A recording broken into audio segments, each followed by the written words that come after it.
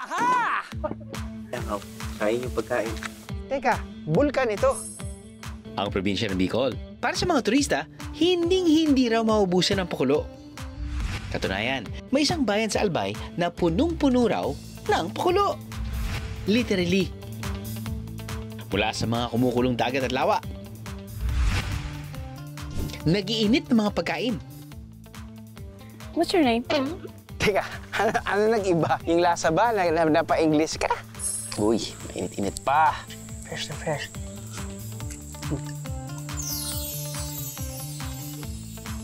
At mga adventure na sumasabog sa saya at sorpresa. Lahat ng yan, dito lang mararanasan sa bayan ng Manito. Let's G, Bieros!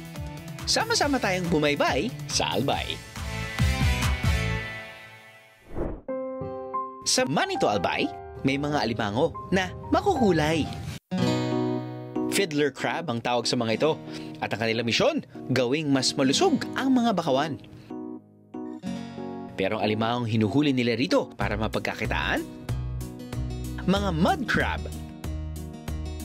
Si Kuya Eddie, mahigit 2 dekada nang nanguhuli ng mud crab. Paano kayo nanguhuli ng alimangot sa... Ano bang tawag nyo dito? Tawag namin dito sa amin, bubu. Bubu. Bubu. Nilagyan mo ng pain para pumasok yung alimango. Para pumasok yung alimango. So, papasok po yung alimango mula sa kaliwat kanan. Oo, kaliwat kanan. Oo. Pagpasok ho nila, stuck na po sila dyan. Hindi na po sila makakalabas. Iniiwan ng mga bubu o trap sa putikan tuwing low tide ng alas 10 hanggang alas 11 ng umaga. At sa kanilang ito babalikan kinabukasan. Meron po ba kayong mga maliliit na hindi na kinukuha tapos binabalik nyo na lang po para mas lumaki pa? Yung mga maliliit, nilagay namin sa fish pan. May fish pan kami. May fish pan kayo para lumaki pa? Para lumaki.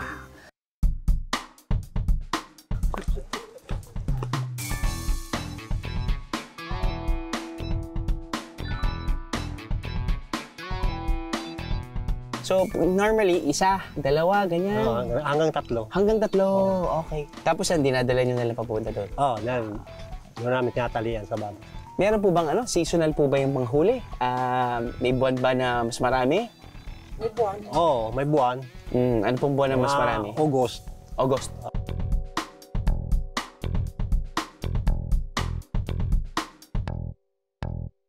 Kala mo naman ako talaga yung nakahuli. Talagang, sa totoo lang, nahuli na talaga to pero dumating lang yung biyahe ni Drew. Sa refrigerator na talaga to, biglang binuhay na lang ulit. Iniwanan na ako ni Kuya. Hindi. Babalik siya. Oras na para talian ng mga alimango. Kailangan ihulog na ganyan. Oo. Para hindi sila makagalaw. Sorry, guys.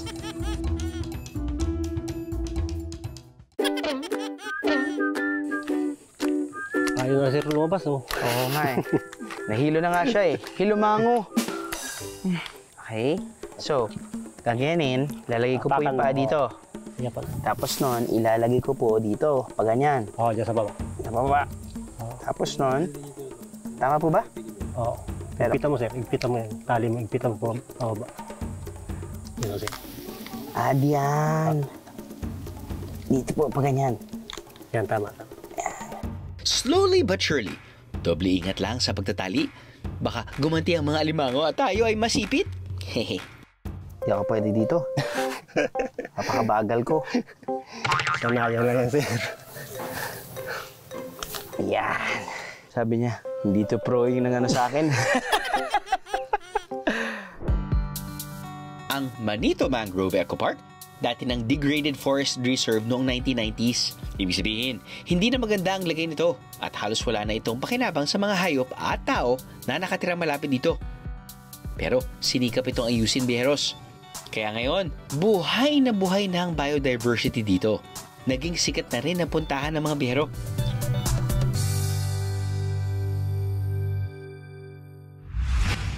Ibang klaseng pakinabang naman para sa mga lokal ang hatid ng lawa na pupuntahan natin. Okay, so meron tayong hinahanap na lake na pinupuntahan daw ng mga turista. Inang Maharang Lake. Pero, teka, hindi ko alam yung daanan. Buti na lang may mga tao dito. Magandang hapon po. Asan po ba yung Inang Maharang Lake? Papunta po kami dun sa Papunta ko kayo? Opo. Ay, Sumama sunod- na po kayo sa amin. Ay, sige po. Sunod na lang po. po ako sa inyo. Halika na po. Ay, sige po. Ito lang itlog.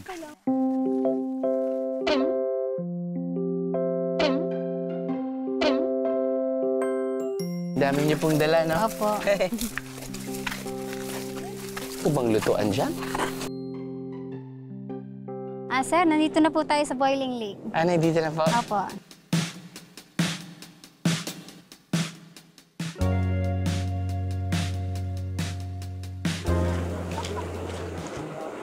Ano ako mag-swimming nito? Wala ko may cliff jump pa to.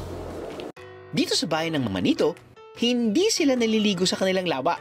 Pero dito sila nagluluto ng itlog. Ang tubig kasi rito, minsan ay higit pa sa boiling point na 100 degrees Celsius. Dati maliit lang po yan. Tapos pagka pumuputok po yung bulkan, lumalaki rin po siya. Teka. Kaya masyado siyang lumaki na po. Hanggang doon na po yan. Teka, bulkan ito. Yung pasingawan po ng bulkan. Pasingaw. At matagal na po ba mulat sa pool? Nagluluto na ho kayo dito? Opo. Bata pa kayo or yung mga nanay niyo po at Yung mga nanay tsaka yung lola, ganun po. nagluluto na talaga dito? Opo. Ano pong niluluto niyo? Yung itlog po, Mga baboy. baboy po, tsaka yung mga manok. Dito nila inaano kasi merong mainit na. Hindi na sila magpapakulo. Hindi na magpapakulo? Hindi na po. Libre pa? Opo. Isang maling galaw lang, pwedeng malapnos ang balat kapag nadikit sa napakainit ditong tubig. Kaya ang mga lokal, may paraan para makapagluto pa rin sa lawa. Inilalagay nila ang itlog sa net at saka ito ibababa sa tubig gamit ang mahabang kahoy. Napaka-importanting question po ito sa mga chefs around the Opo. world. Ano po bang klaseng itlog yung lulutuin natin? Soft-boiled? Hard-boiled? Eggs Benedict? Paglabas po niyan, hard-boiled. Opo. Para ma-achieve ang hard-boiled egg, kailangan itong iwan sa kumukulong tubig ng 10 minuto.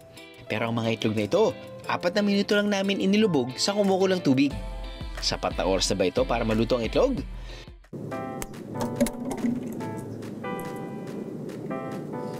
Soft-boiled egg konti. Medyo malambot pa siya sa loob. Pero kung minsan, ito rin gusto ng mga tao eh. Yan o. Siguro 1 minute pa o mga 1.5 minutes pa siguro. Ang dahilan nung pagkulo ay yung groundwater na pumapasok sa ilalim ng lupa, nagsisip siya pagka umuulan at yung iba pang tubig. Maghahanap siya ngayon ng mga crack para doon dadaan papasok sa ilalim. Yung tubig na yon, iinitin siya ng magma and then mag-evaporate siya. At ang sagot sa nagbabagang tanong kung ligtas bang kainin ng mga pagkain niluluto sa kumukulong lawa? Kahit na amoy yung sulfur doon sa kumukulong tubig na yon at tinatry na magluto doon, halimbawa itlog, mayroon naman siyang shell, hindi naman matatagos ng sulfur kasi safe naman ang loob niya para kainin. However, doon sa mga pagkain na matatagos yung portion na kakainin mo na, hindi siya safe. Ilang minuto lang mula sa Inang Maharang, isa ring lawa ang may tinatagong kulo. Ang Nag-Aso Lake. Di hamak na mas kalmado ito kumpara sa Inang Maharang Lake. Pero kumukulo-kulo at umuusok-usok din ang tubig. Ang Manito kasi, part siya ng Mount Pokdol. Isa siyang stratovolcano. So ang Manito, nasa gitna niyan, kaya marami siyang mga lumalabas na maiinit. Talaga namang nakamamanghang makakita ng mga kumukulong lawa. Pero kung mapapadpad dito, gawin pa rin prioridad ang kaligtasan biyeros.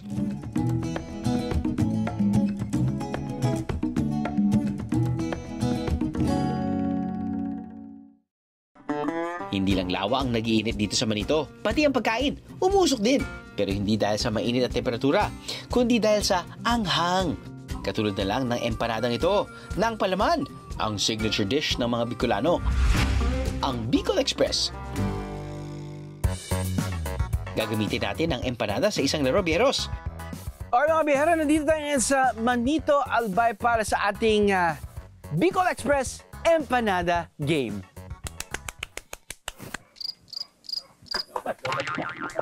Dito sa Bicol Express Empanada Game. Yes! Woo! Charge. May konti pang charge. Simple lang ang mechanics ng game. Paunahan ng players na maubos ang hawak nilang empanada.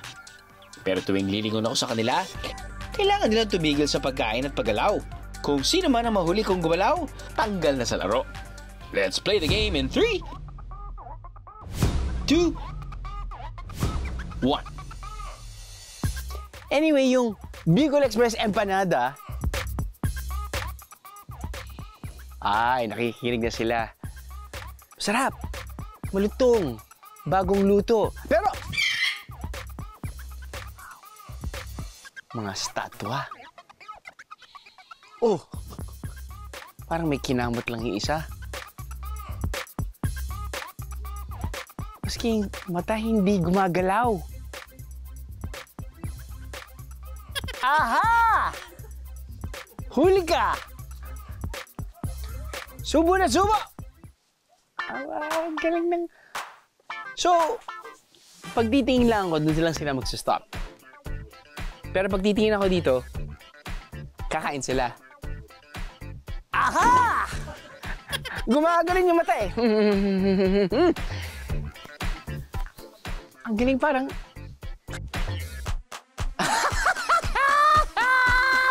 wala pa.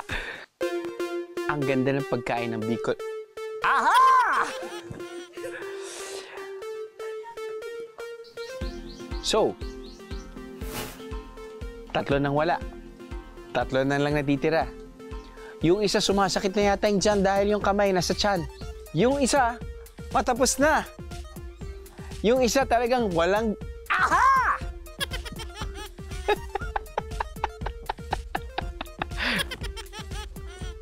So, ang tanong, ubos na ba ang Bicol Express? Ubos na nga ba? Wah! Ibig sabihin nun, pareho silang dalawang panalo. Yay!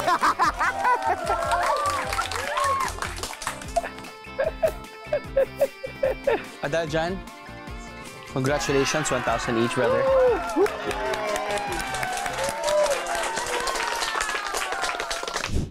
Ang nakaisip sa konsepto ng Bicol Express Empanada, ang 40-year-old na si Lemuel. Ang dating walang pangtuition, isa ng professional chef at may sariling restaurant na ngayon. Chef, bukod sa very cozy setup nyo dito na 2 floors, tapos ang ganda ng landscape, pag-ayos ng mga halaman, parang yung star of the show. Bukod sa mga niluluto nyo, yung star of the show, nandyan si Mount Mayon, kitang-kita. I raised and born in Marinduque. Sa Marinduque ka? Yes, heart of the Philippines. Bakit ho kayo napadpad dito? So high school, dito ako nagtapos ng high school. Half of my life, more than half of my life, dito na yung buhay ko sa Bicol, Albay. Nang makatapos ng high school, hindi kaagad pumasok sa kolehiyo si Lemuel. 10 taon siyang nagtrabaho bilang cake artist at photographer para makaipon. At noong 30 years old siya, natanggap siya sa isang universidad sa Maynila para mag-aral ng culinary arts. Laking pasasalamat ni Lemuel sa Good Samaritan na tumustos ng kanyang pag-aaral sa kolehiyo. Promise to myself na babalik ako sa Bicol ulit. Okay. Para kay Mayon. Para kay Mayon? Yes. Talagang gusto kong magka-resto. Okay. Sa harap ni Mayon. Sa harap ni Mayon. And miracle happens. Para sa kanyang internship, ipinadala sa Italy si Lemuel kung saan siya'y nag-training ng 3 buwan. At sa edad na 35, nakagraduate siya sa kursong Culinary Arts. Matapos makapag-aral, bumalik sa Albay si Chef Lemuel para tuparin ang pangarap niyang magtayo ng sariling restaurant sa tapat ng Mount Mayon. Pero nung halos abot kamay na ang pangarap, saka naman dumating ang pandemya. At 2 buwan siyang nanirahan sa isang tent. Time na yun talaga, sabi sa akin ng mga ibang tao, You can do it, sabi nila.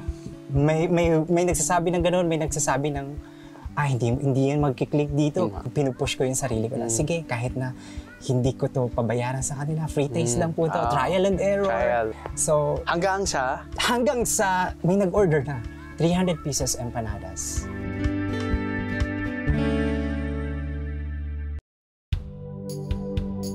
Hindi lang mag-iinit ang bibig sa anghang ng pagkain dito sa Bicol. Dito sa Manito Public Market, makabibili ng literal na mainit-init pang mga kakanin. Katulad na lang nitong balot na balot sa dahon ng saging na binutong at puto bukayo. Kasama raw ang mga ito sa listahan ng mga paboritong almusal o merienda ng mga Bicolano. At balita ko, paborito raw ng mga parokyano ang luto ni Nanay Lorna. Oh, ito po yun. Magkano po isa? 12. 12 ito. Opo. Ito pong binutong. 20 po. 20 lang po. Ginagawa ni Nanay Lorna ang kanyang binutong gamit ang bagong pigang gata ng nyog. Saka hahaluan ng konting asin. Para sa lalagyan, magpapaso siya ng dahon ng saging para hindi ito madaling mabutas. Alagay po tayo, sir, ng isang tasang bigas. Ganyan. Ilalagay po. Saka lalagyan po natin ng isa rin po Isang tasa. puno. 1:1. Opo. Dahil hindi yan po maluluto kung Kung walang tubig, sa... Opo. Ilang taon niyo na pong ginagawa ito? Ay, 26 years old na po ako. 26 Opo. years. Kapag mahigpit na ang tali, pwede na itong iluto sa kumukulong tubig ng hanggang 1 oras. Ito po yung, sir, yung kutsilyo. Thank you, ha? Ay, may kutsara dapat. May kutsara dapat. Ito ba si Ano na tabi? Po, Okay. Okay.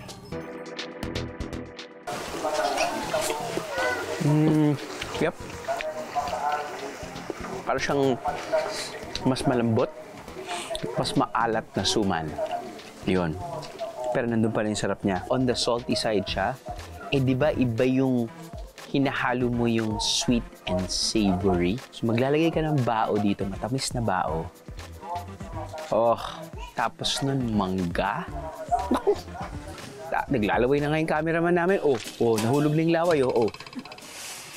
Chocolate baterol. Sangkatutak na. Muscovado. Condensed milk. Caramel. Maple syrup. Tanggal ang kuko. Tanggal ang paa. But it's all worth it. Ang susunod kong lalantakan, puto po kayo! Oh man. Mainit-init pa bagong luto, di nga natulog po sila. Iba rin talaga kapag bagong luto, pati yung texture ng, yung malambot. Yun yung hinahanap naman natin talaga, yung mga bread lovers out there, yung mga pinipindot-pindot mo, yung texture, pag ninunguya mo, sasama yung pustiso nyo. Kapag may pustiso kayo, yung bukayo kasi nila, yung saktong tamis ba? Minsan kasi, may mga iba sobrang tamis na, ito yan, may laban.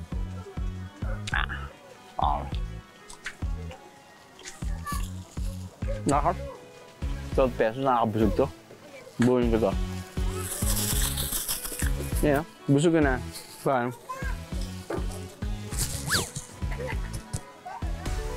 Sa tagal nang nagtitinda ni Nanay Lorna, hindi pa raw niya tinataasan ang presyo ng kanyang mga paninda para mabilis itong maubos. Dahil dito, napag-aral niya ang 12 anak. Ang pangako ko po, mama, sa sarili ko, habang may lakas pa ako para makagawa pa ako, sige lang po, kasi marami pa ang pangangailangan. Dito rin sa palengke, makabibili ng mga alimango sa halagang 400 pesos kada kilo. Dahil nga sagana sa alimango ang bayan ng Manito. Bilang pasasalamat, nagkaroon ng crab cooking contest noong 2022. At 2 putahe na inilaban dito ang talaga namang nanaig, ang crab humba at kalderetang alimango. Ito, ngayon lang talaga ako makakatikim at makakakita ng alimango na kinaldereta. Pareho lang ito ng proseso sa kung paano lutuin ng pork o beef caldereta bijeros. Ang pagkakaiba lang, may extra ingredient. Ang kakulitan ni Ate Jocelyn. May ibubulong ako sa inyo, sir. Ay, ano po yung bubulong niya? Oo nga po. Sabi ko, paano natin maluluto, mapapalambot yung carrots, pati yung patatas kung wala tayong tubig. Yes, sir.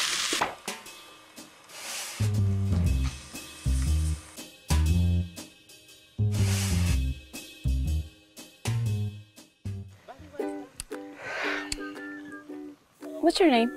Wow! Teka, ano nag-iba? Yung lasa ba? Napa-English ka? I forgot. Sa sobrang sarap. Wala bang, naglagay na nga pala tayo ng ketchup. Mag-a-add po tayo ulit mamaya ng konti. Ketchup sa alimango. Sa kulitan namin ni Ate Jocelyn, naluto na nga ang alimangong kaldereta. Siyempre, pati ang crab humba, matitikman din natin biyeros.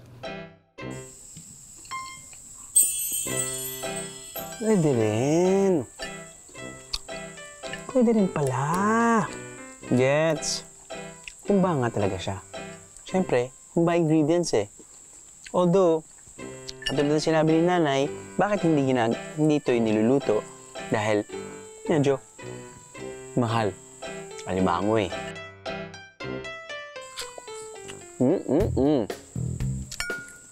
Fresh na fresh pa. So yes, sipin nyo humba, pero kinakain nyo alimango. At fresh na alimango at that. Punta na tayo dito sa... Ito yun eh. Ito talaga yung... Wow. Caldereta. Uy, mainit-init pa. Pati fresh. Fresh na fresh.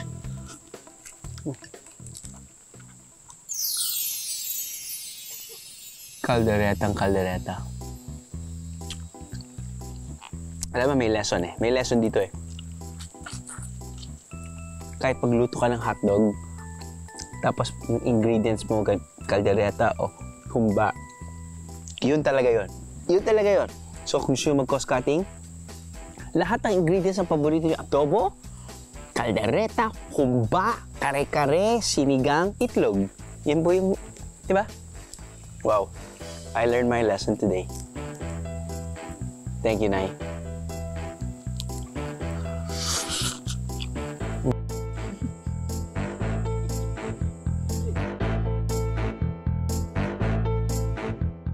Mga biyahero, alam niyo ba kung para saan to?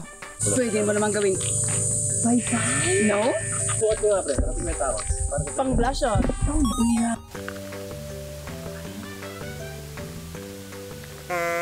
Uy, teka, malangaw. Kain yung pagkain. At syempre,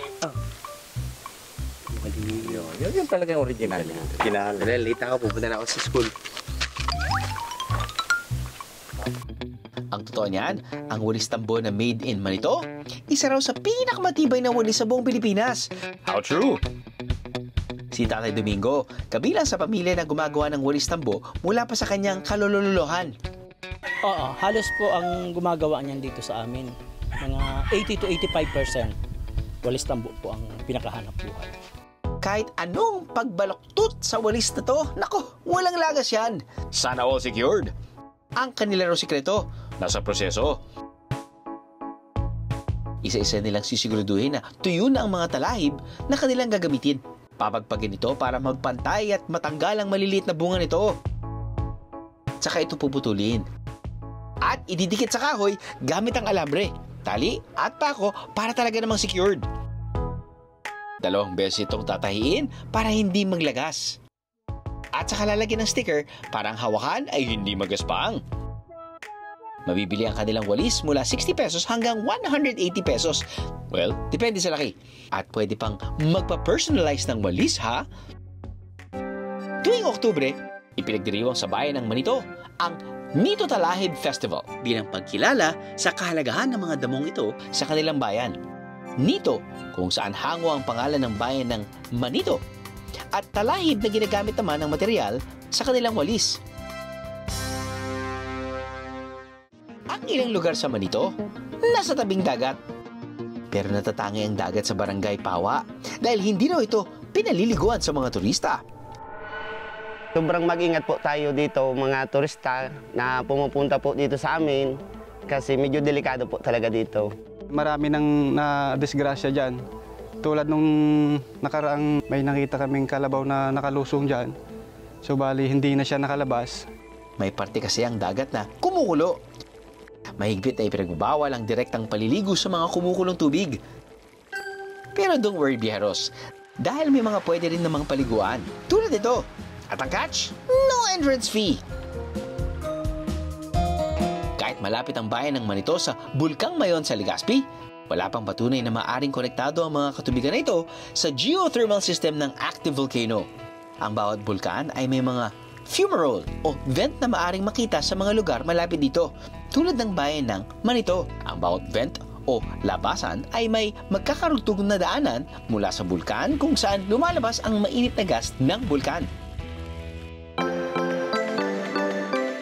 Ang kakaiba at natatanging pakulo at adventure na hanap ng isang biyahero, palagay ko'y narito sa Manito. At ang pagtanggap ng mga lokal sa mga turista dito, walang sing-init. Laging nag-aalab.